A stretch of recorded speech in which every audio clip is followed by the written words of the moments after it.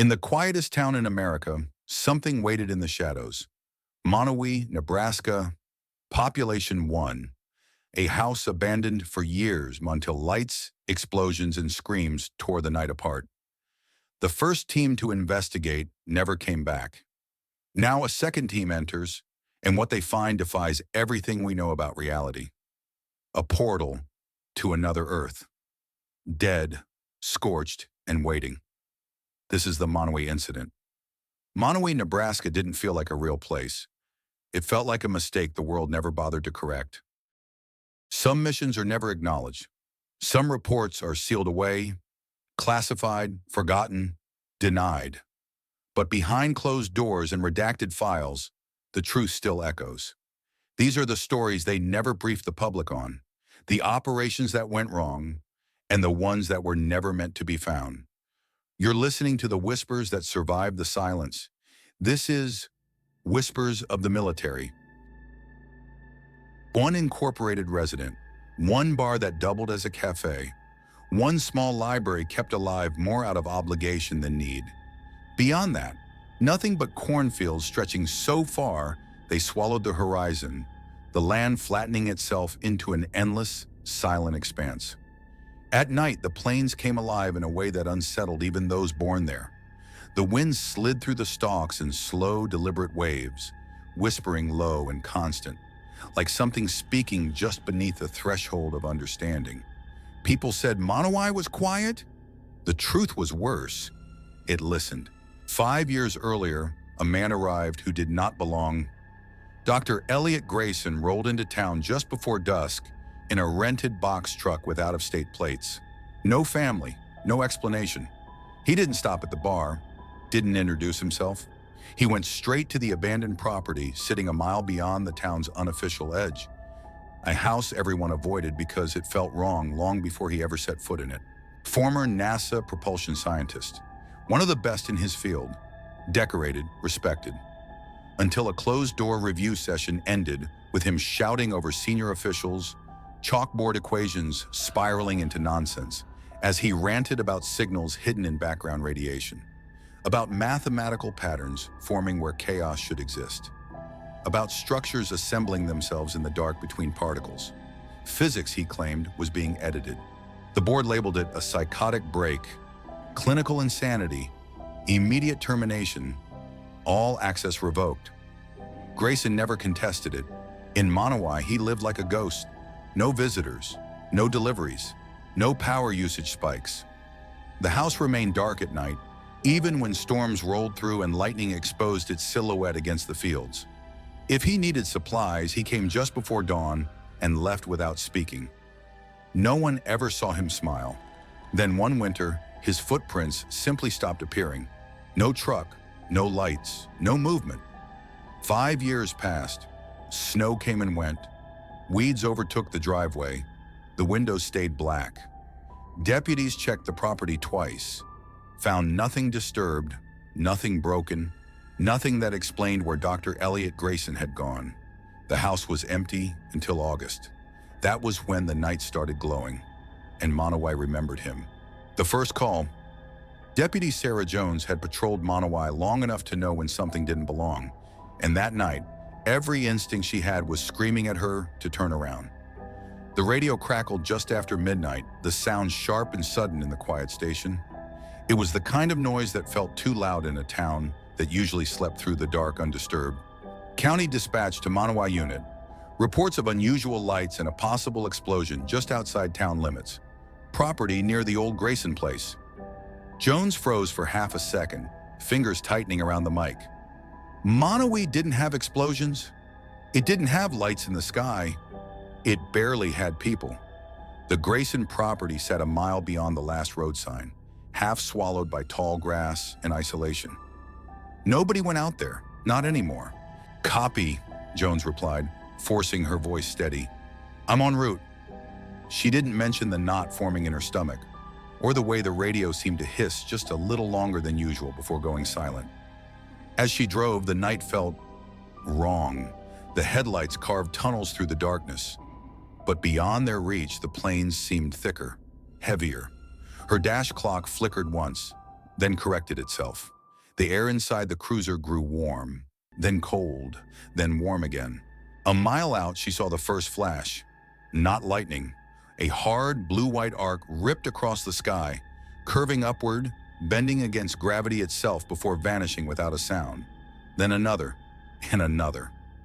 Each pulse left a faint afterimage burned into her vision.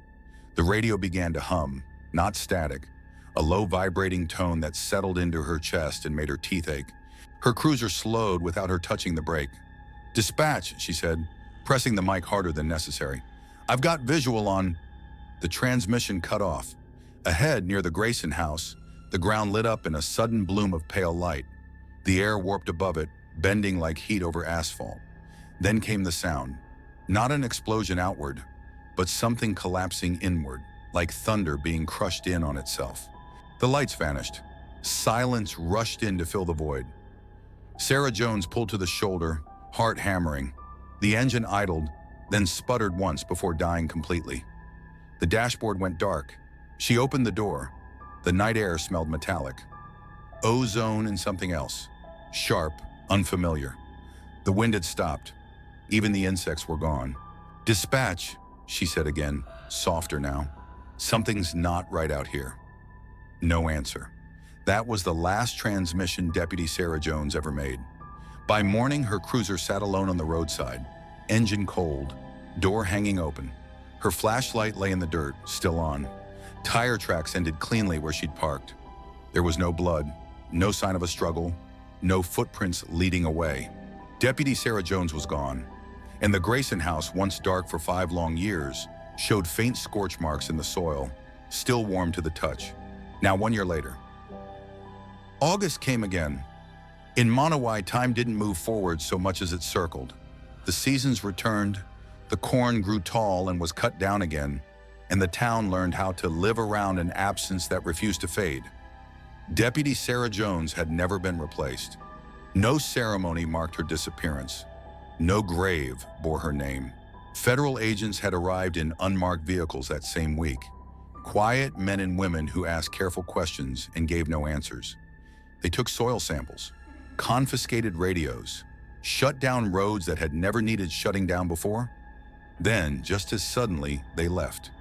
All that remained were sealed files, a cruiser that no one wanted to drive, and a silence that settled heavier every night. By the next August, Monowi had exactly 2 law enforcement officers left. Sheriff Daniel Harlan had worn a badge for 26 years. He had seen drunk farmers, bad winters, and the slow death of small-town America. He believed in patterns, in cause and effect, in the idea that everything, no matter how strange, eventually made sense, until the radio crackled. It was just after dusk when the call came in. The same phrasing, the same hesitation on the dispatcher's voice. "Sheriff, we're getting reports of unusual lights, possible explosion, outside town limits, near the old Grayson property." Harlan didn't answer right away. He stared at the radio, jaw tight, a cold pressure forming behind his eyes. The memory of Jones's empty cruiser flashed through his mind. The open door, the unanswered questions. "Copy," he finally said. "We'll check it out." This time he didn't go alone. His junior deputy, young, capable, still believing the world followed rules, rode with him in silence. No jokes, no small talk. The road stretched ahead, darker than it had any right to be. They parked nearly half a mile from the property. "No closer," Harlan said, killing the engine. "We observe. That's it." They moved on foot, climbing a low rise that overlooked the Grayson house. The grass was damp. The air felt thick, almost electric, clinging to their skin. Even the wind had gone still. They settled into the brush. Through binoculars, the house didn't look abandoned anymore. It looked awake. Light pulsed beneath the siding in slow, rhythmic waves. Too steady to be electrical, too organic to be natural. The walls seemed to swell and contract, like something breathing just beneath the surface. Shadows drifted across windows where no one stood. Lines appeared and vanished along the foundation, rearranging themselves when the eye tried to follow. The junior deputy swallowed hard. "Sheriff, are you seeing..." Harlan lowered the binoculars, then dropped them. They hit the dirt with a dull thud. The color drained from his face so fast it scared the man beside him. "What is it?" the deputy asked. Harlan's lips parted, but for a moment no sound came out. His hands trembled. Then, in a voice barely above a whisper, he said, "Run!" The word didn't sound like a command. It sounded like a plea. Then louder, raw, urgent, breaking. "Run! Now!" He turned and bolted downhill, lungs burning, heart slamming against his ribs. Branches tore at his uniform. He didn't look back until he reached the patrol car. Hands shaking, he spun around. The hill was empty. No deputy, no movement, no scream. Just the brush, gently swaying, as if something had just passed through it. Before we continue, if these hidden stories matter to you, please take a moment to hit the like button. It helps keep these voices from being buried again. And if you want more untold military stories, classified mysteries, and forgotten missions, subscribe to Whispers of the Military, because silence is exactly what they count on. Harlan ran back despite every instinct screaming not to. He searched until his legs gave out, calling the deputy's name until his voice cracked. The radio produced nothing but that same low hum Jones had described a year earlier. That's when the truth settled into his bones. Cold, absolute, undeniable. Whoever went near that house didn't come back, and whatever lived there had learned how to wait. The last man standing. Harlan drove. He didn't know where he was going. Only that distance mattered. Every mile between him and that house felt like borrowed time. The patrol car tore down the empty road, tires humming too loud in the silence, headlights carving a narrow tunnel through the dark Nebraska plains. That's when it started. Not voices, not at first. Pressure built behind his eyes, slow and deliberate, like something pressing inward from the inside of his skull. His vision blurred. The dashboard lights stretched and smeared, symbols warping into unfamiliar shapes. Then the images came. Not memories, insertions. Blueprints that shifted when he tried to focus. Equations folding in on themselves, solving and unsolving at the same time. Vast structures forming out of nothing. Not built but grown, their geometry wrong in ways his brain rejected even as it tried to understand. Harlan cried out, one hand leaving the wheel to clutch his head. The radio clicked on by itself. Static, then a tone so low it vibrated his teeth, and beneath it, thoughts that weren't his, not spoken aloud, not heard, placed. A presence brushed against his mind, rifling through memories with casual precision. Childhood, training, fear, regret, discarding them as irrelevant. By the time the station lights appeared ahead, his hands were shaking so badly he could barely steer. He stumbled inside, slamming the door behind him, gasping for air that tasted suddenly thin. Sweat soaked through his uniform. His reflection in the glass looked wrong, eyes too wide, pupils blown, a man already half somewhere else. He grabbed the phone, called everyone. The FBI, the CIA, the Department of Defense. He didn't wait for transfers. He left messages, raw, fragmented, desperate, words spilling over each other as the pressure in his skull intensified. "It's not a machine," he babbled. "It's not a weapon. That's what they'll think, but they're wrong. It's a doorway, a living one. And it knows we're watching it. It's learning us." Silence answered him. The phone slipped from his numb fingers and clattered to the floor. Harlan stood there, breathing hard. Then the pain stopped. The pressure vanished so suddenly he nearly collapsed. Calm flooded in, unnatural, imposed. His thoughts smoothed out, quieted, guided. He turned, walked to the door. Outside, far beyond the fields, faint blue-white light pulsed against the horizon. Slow, patient, welcoming. Harlan stepped into the night and walked back toward the lights. It didn't take long. Disappearances could be buried.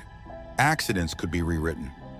But when a second law enforcement officer vanished under sealed circumstances, and every federal agency that touched the case suddenly stopped returning calls, the situation crossed a line that no one wanted to acknowledge.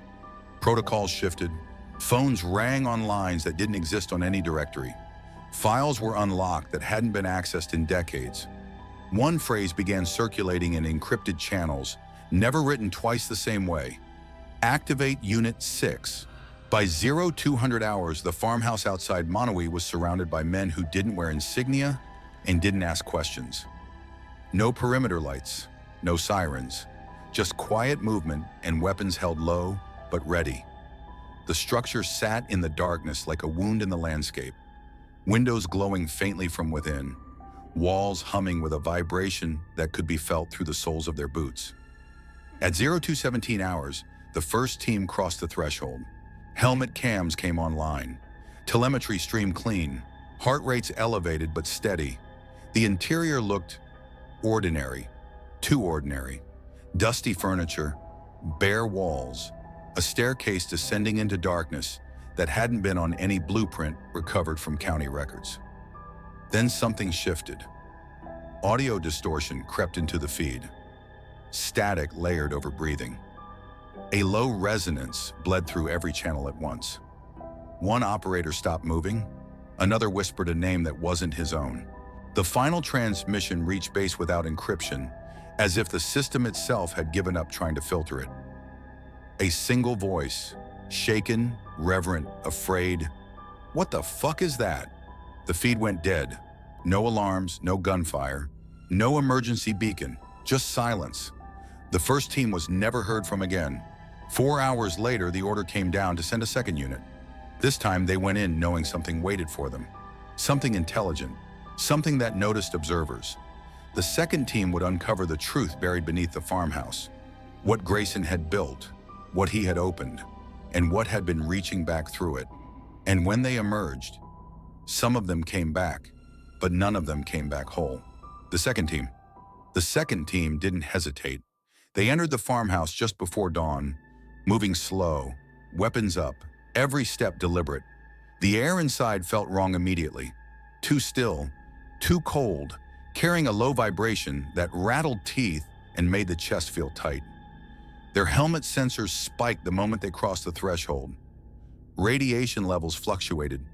Timestamps on their HUDs began drifting out of sync by milliseconds, then seconds. The interior showed signs of a struggle that didn't make sense.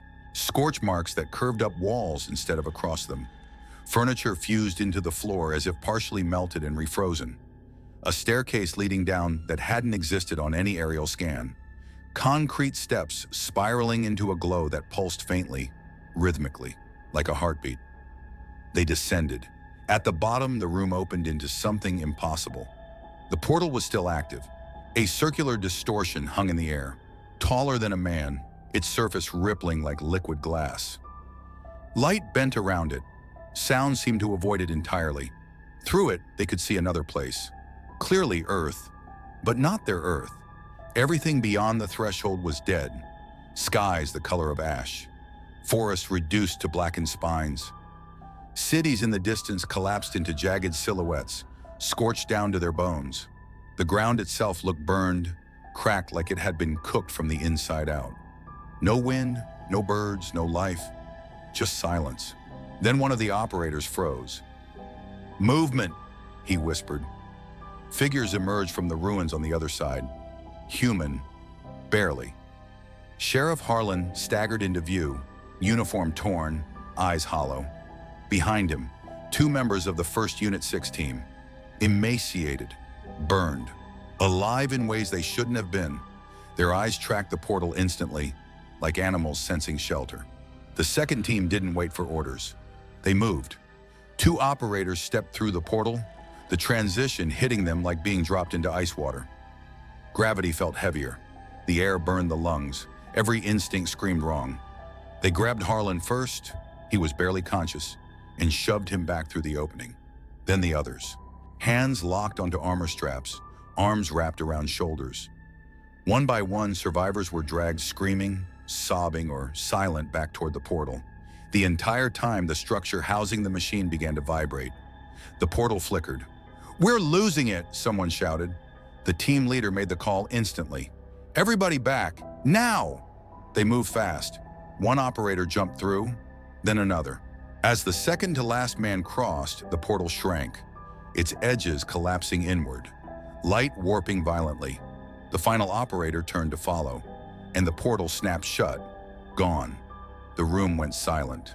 No explosion, no light, just absence. The machine went dark. The man was gone. No signal, no trace, no way back. The team tried everything. Manual overrides, power reroutes, brute force activation.